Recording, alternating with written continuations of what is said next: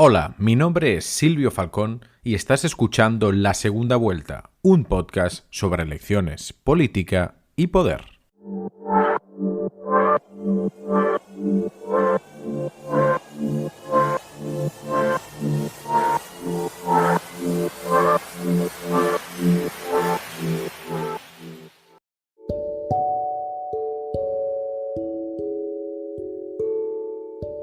La segunda vuelta pretende ofrecer una especial cobertura a las citas electorales. En tiempos de matices y noticias falsas, las elecciones son una certeza democrática, una decisión tomada o un camino por emprender. Hoy hablaremos de las recientes elecciones presidenciales en el Estado Plurinacional de Bolivia. Empezamos.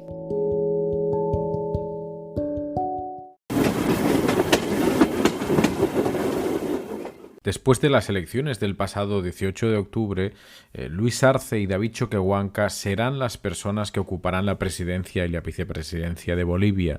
No necesitarán así una segunda vuelta después de infligir una contundente derrota a la oposición, que contaba además con el apoyo de los Estados Unidos, la OEA y del gobierno interino de Jeanine Áñez.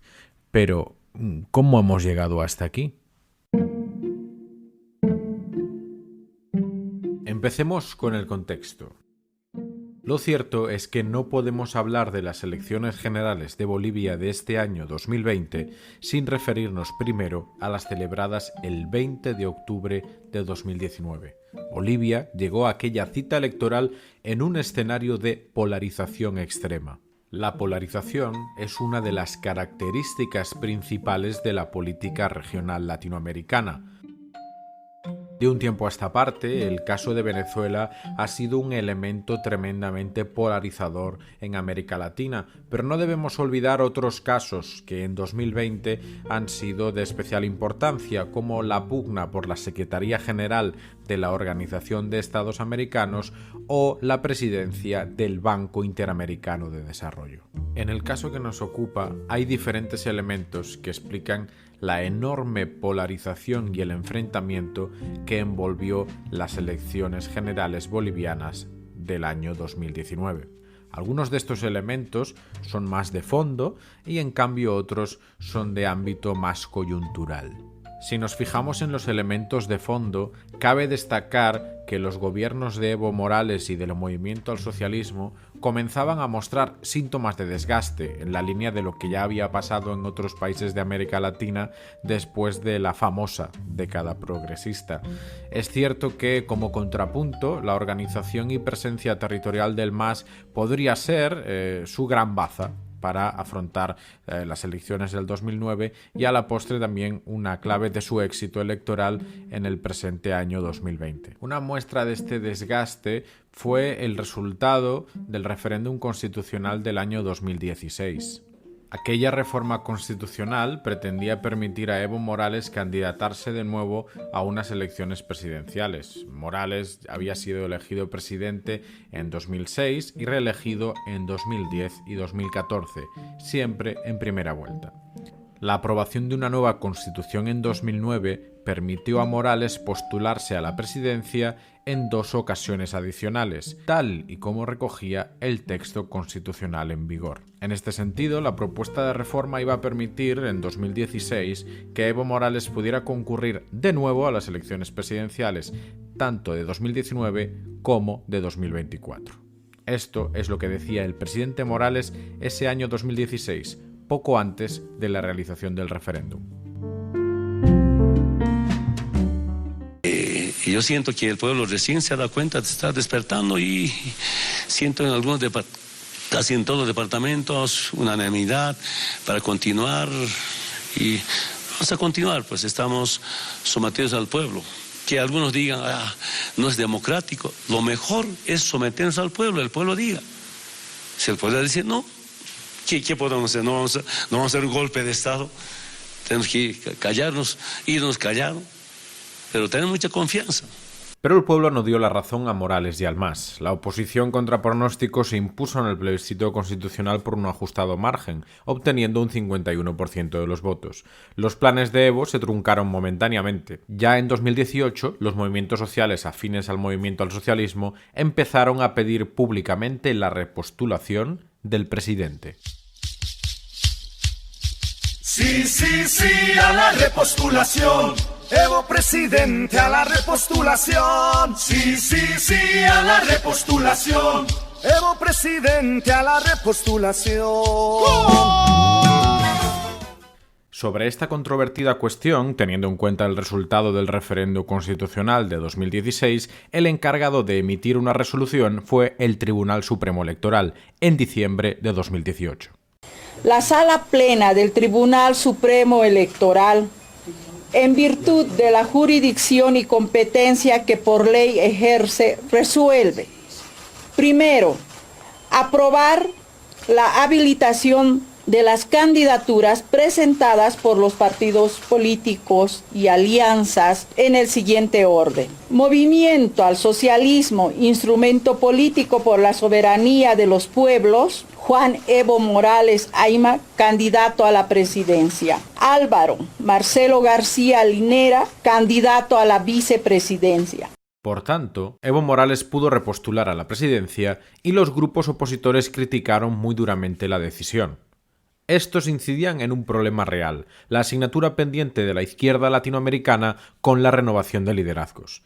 Y lo cierto es que, desde aquella década progresista, ha sido muy complejo encontrar relevos para Correa, Lula, los Kirchner o el mismo Evo. En conclusión, los comicios de 2019 tuvieron lugar en un contexto de hegemonía del MAS, pero con un cuestionamiento a la figura del mismo Evo, no tanto por su legado, sino por su posible reelección presidencial. Y a esto se sumó un factor coyuntural relacionado con las elecciones de octubre de 2019. Llegado a un porcentaje elevado del conteo rápido en el escrutinio, el sistema de transmisión se paró en espera de que se computase gran parte del voto rural.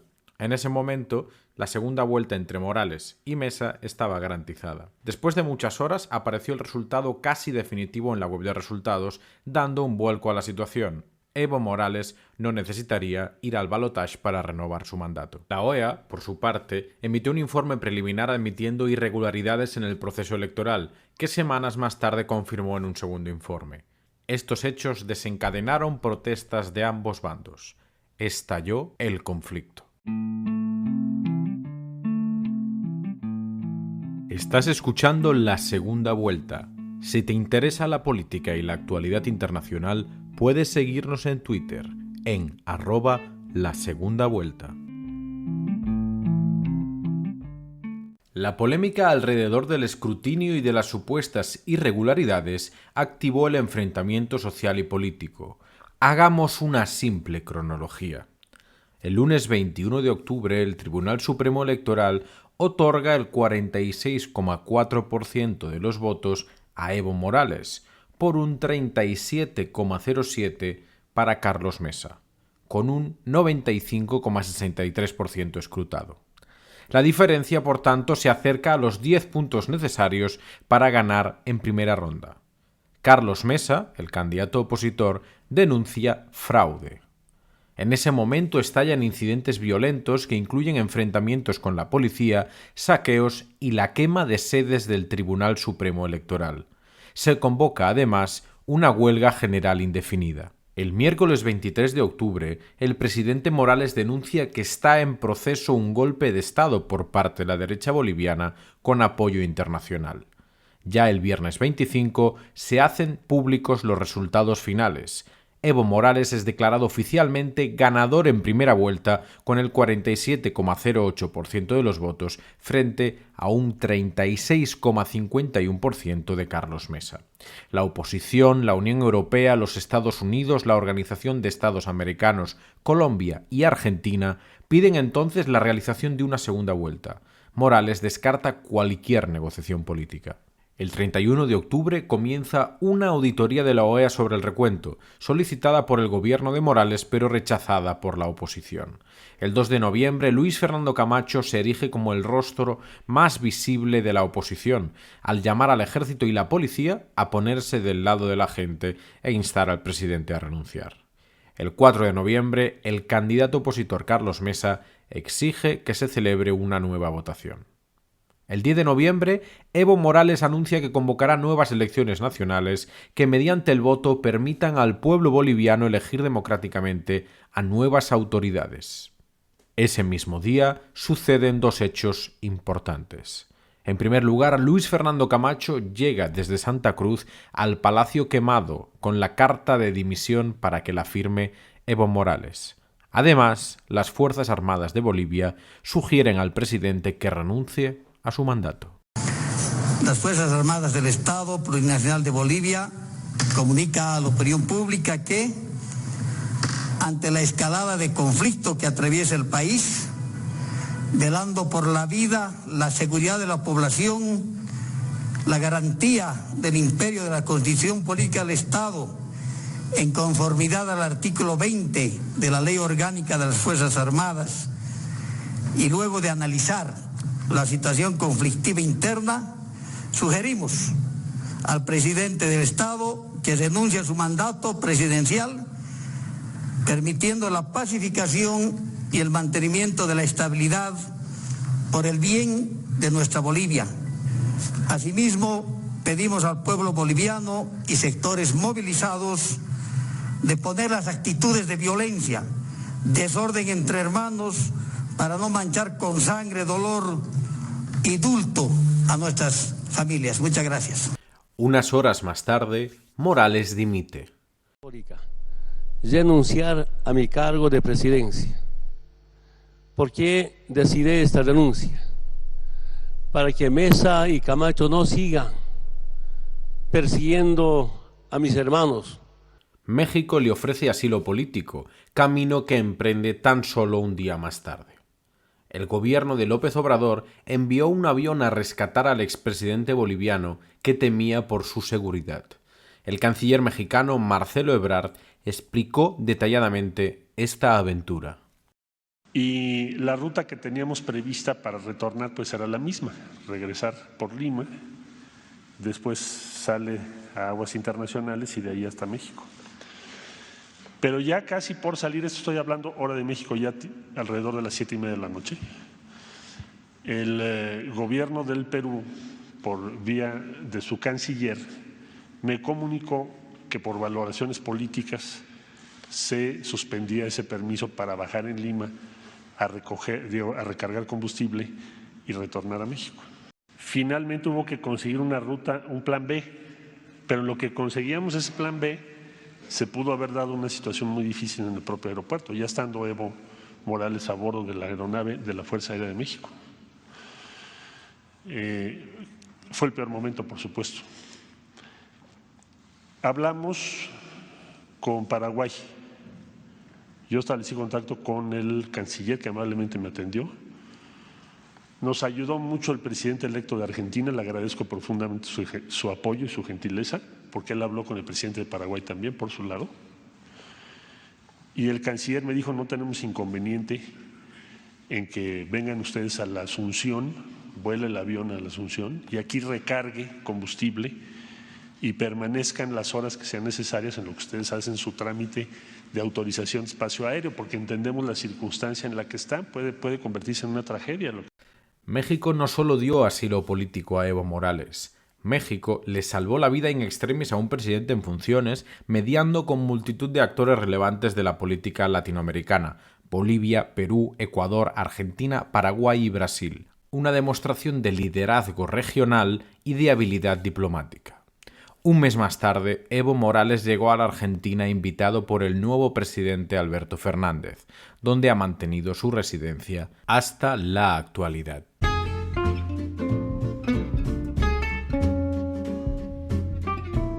Después de la dimisión de Evo, la cascada de dimisiones de cargos institucionales del MAS fue incesante, desde el vicepresidente García Linera pasando por los presidentes de las cámaras. La sucesión automática prevista en cualquier sistema presidencialista puso el foco en la vicepresidenta segunda del Senado, la siguiente en la cadena de mando. La senadora democristiana Jeanine Áñez mostró su disposición a asumir la jefatura del Estado. tomó posesión de su cargo en una sesión parlamentaria sin apenas quórum. Tan solo una treintena de miembros estaban presentes. El encargado de imponerle la banda presidencial fue el jefe de las Fuerzas Armadas, la imagen del golpe. El gobierno de Áñez tuvo un marcado signo conservador. Su principal mandato fue la reforma del Tribunal Supremo Electoral para realizar unas nuevas elecciones.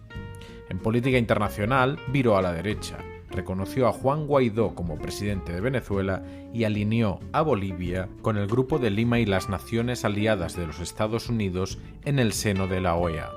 Su gestión de la pandemia fue ampliamente criticada y estuvo lejos de poder consolidar su liderazgo como alternativa a los gobiernos del MAS. En principio, las elecciones estaban previstas para el 3 de mayo de 2020, pero tuvieron que aplazarse hasta el 18 de octubre de 2020 por las consecuencias de la pandemia. ¿Fueron un fraude las elecciones de 2019?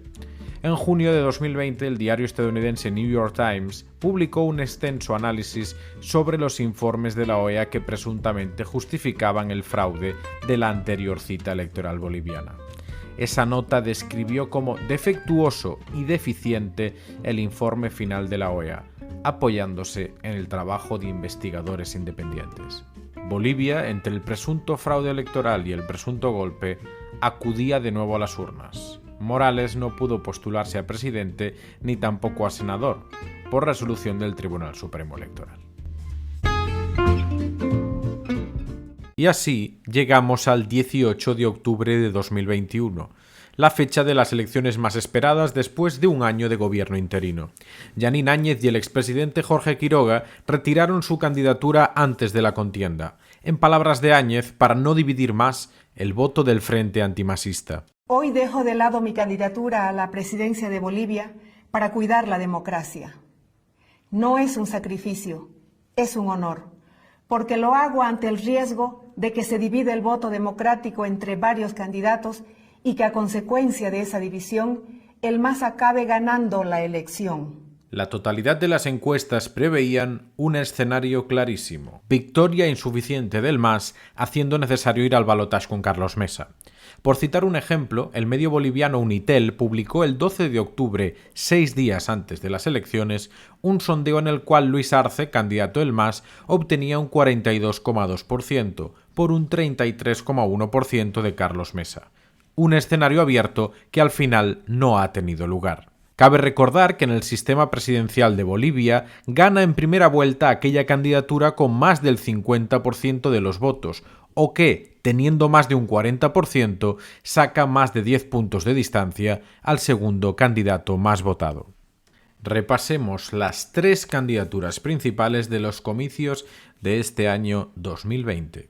En primer lugar, debemos hablar de Luis Arce y David Choquehuanca. La fórmula del movimiento al socialismo, instrumento para la soberanía de los pueblos, ha sido la ganadora. Una candidatura de izquierda socialista, antiimperialista e indigenista.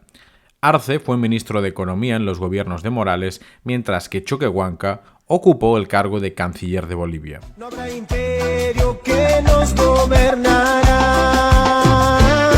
un solo corazón, con Lucho y David, el pueblo unido está, el pueblo avanzará, un solo corazón, con Lucho y David, Bolivia unida está, el pueblo avanzará, seremos más. La segunda fórmula electoral más relevante es la encabezada por Carlos Mesa y Gustavo Pedraza. La Alianza Comunidad Ciudadana es una fuerza de centro-centro-derecha con un perfil moderado bajo el liderazgo de Mesa, que fuera presidente del año 2003 a 2005. Carlos Mesa fue periodista también y documentalista, así como un prolífico autor de libros. Gustavo Pedraza, por su parte, sirvió como ministro de Desarrollo Sostenible durante el ejecutivo de Mesa. Vamos con Mesa, con Carlos Mesa, por una Bolivia mejor. Con Mesa, con Carlos Mesa, por una Bolivia mejor. Juntos es posible, con Mesa es posible. Construyamos juntos un futuro mejor. Un nuevo rumbo para Bolivia, todos alegres que el momento llegó. En tercer lugar, debemos hablar de la Alianza Creemos. El candidato a la presidencia es Luis Fernando Camacho y a la vicepresidencia Marco Antonio Pumari. Esta candidatura de derecha populista, con especial fuerza en Santa Cruz, ya que Camacho venía de ser el presidente del Comité Cívico de Santa Cruz, tiene un perfil ideológico, en lo económico, de carácter neoliberal, pero como ya hemos dicho, su perfil de derecha populista se liga mucho más a los valores conservadores en lo social. Luis Fernando Camacho, presidente. Macho Camacho, presidente. Así dice la gente. Macho Camacho, presidente. Eso quiere la gente. Macho Camacho. Es lo que pide la gente. Paradójicamente, la historia de estas elecciones de 2020 tuvo lugar sobre todo el año pasado. La victoria inapelable de la candidatura de Luis Arce y David Choquehuanca ha zanjado debates y puesto fin a una polarización espoleada por medios, poderes fácticos y poderes internacionales. De hecho, el pasado 21 de octubre el Grupo de Puebla pidió de manera conjunta la dimisión de Luis Almagro como secretario general de la OEA por el rol de esta organización en las elecciones del año 2019. Esta petición fue respaldada por el presidente electo de Bolivia, Luis Arce. Cabe recordar que Almagro revalidó el cargo en el mes de marzo de 2020 con el apoyo de los Estados Unidos y del gobierno interino de Jeanine Áñez. En cambio, otros países como Argentina o México dieron su apoyo a la candidatura de la ex canciller ecuatoriana María Fernanda Espinosa. Almagro declaró públicamente el 24 de octubre de 2020 que comparar las elecciones de 2019 y las de 2020 está en un límite de burrez bastante grande.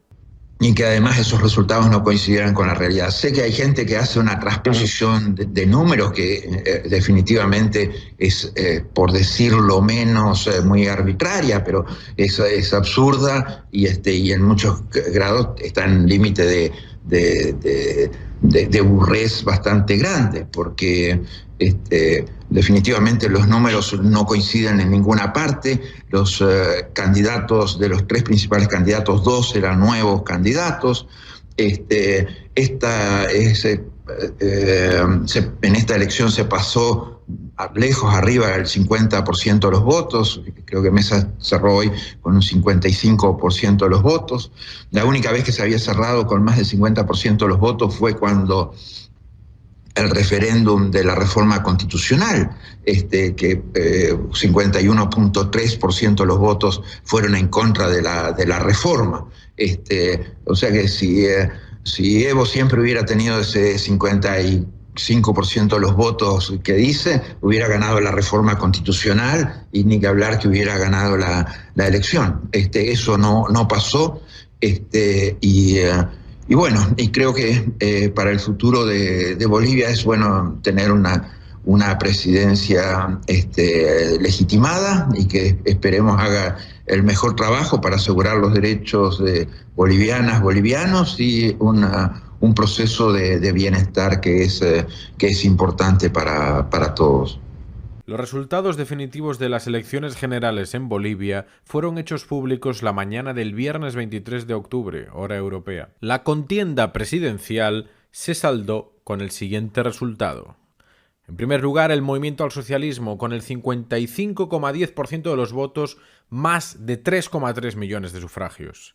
En segundo lugar, Comunidad Ciudadana, la candidatura de Carlos Mesa, que con un 28,83% de los votos obtuvo más de 1,7 millones de apoyos.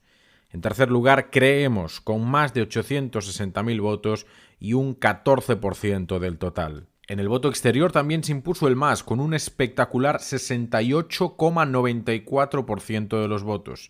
Y cabe recordar que desde el extranjero se emitieron más de 170.000 sufragios.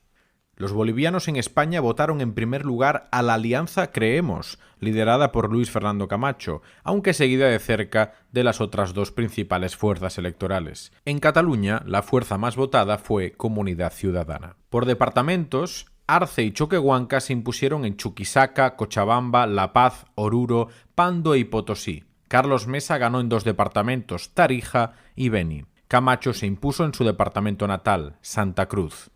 Las dos cámaras quedarán de la siguiente manera. La Cámara de Diputados tendrá 75 diputados del MAS, 39 de Comunidad Ciudadana y 16 de Creemos. El Senado tendrá 21 miembros del MAS, 11 de Comunidad Ciudadana y 4 de Creemos.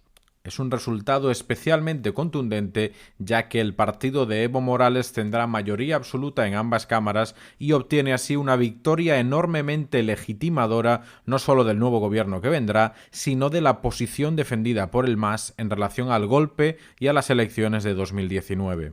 3 claves explican esta elección. En primer lugar, la división de la derecha. Tener 2 candidatos diferentes no es la mejor fórmula para enfrentar a una máquina tan bien engrasada como el MAS. La tentativa de Áñez de concurrir a las elecciones, así como la existencia de otras candidaturas menores, tampoco ha contribuido a la articulación de una alternativa con posibilidades. La proliferación de candidaturas no ha sido el único motivo de su división, sino también su enfrentamiento y diferente actitud en relación a los hechos de 2019 y a las soluciones a tomar. En segundo lugar, cabe destacar la resiliencia del MAS. Como comentaba, la capacidad de reponerse del golpe y de centrar sus energías en unos nuevos comicios es especialmente destacable. Ante la posibilidad de mantener una postura legitimista en relación con el depuesto gobierno de Evo, el MAS nombró a Morales jefe de campaña y designó candidato a Luis Arce, una jugada que a posteriori se presume triunfante. Por último, debemos hablar del perfil de Luis Arce. El protagonista del milagro económico boliviano es un tipo serio y preparado, representa los valores del MAS, pero guarda las espaldas ante cualquier alternativa moderada del estilo de Carlos Mesa. Su campaña, sin duda, ha sido la más solvente. La Segunda Vuelta es un podcast autoproducido sobre elecciones, política y poder. Síguenos en Twitter en @lasegundavuelta y escúchanos en las principales plataformas digitales.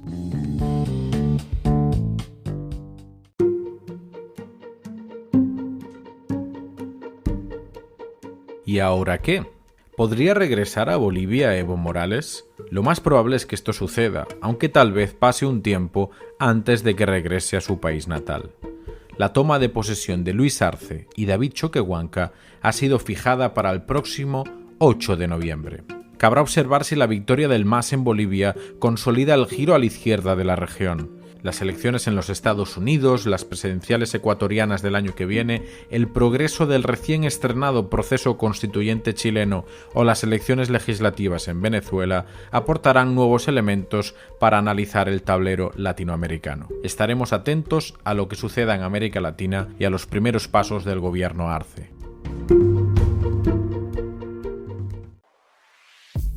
Hasta aquí este primer capítulo de la Segunda Vuelta, especial Elecciones Generales en Bolivia. Esperamos vuestros comentarios y sugerencias. Nos volvemos a escuchar muy pronto.